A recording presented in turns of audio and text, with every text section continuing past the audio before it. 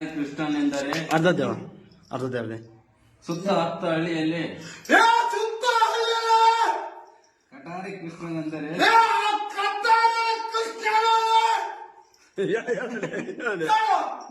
ಕಿರಾತಕನೆಂದು ಕರೆಸಿ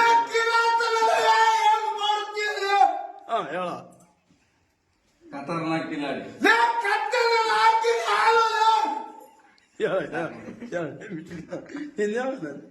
ಸಾಮ್ರಾಜ್ಯದ ಸರಾದಿನಲ್ಲಿ ಈ ಸಮಾಜ ನನ್ನ ಸಾಮ್ರಾಜ್ಯದ ಸರಾದಿ ಈ ಕಟಾರಿ ಮನೆತನಕ್ಕೆ ಎದುರಾಗಿ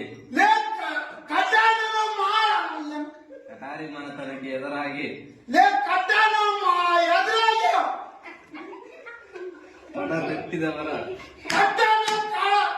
ತಟ್ಟಿದವರ ನರನಾಡಿಗಳನ್ನು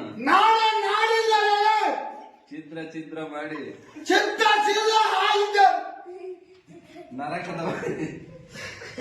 ನರಕದ ಬಾಗಿಲಲ್ಲಿ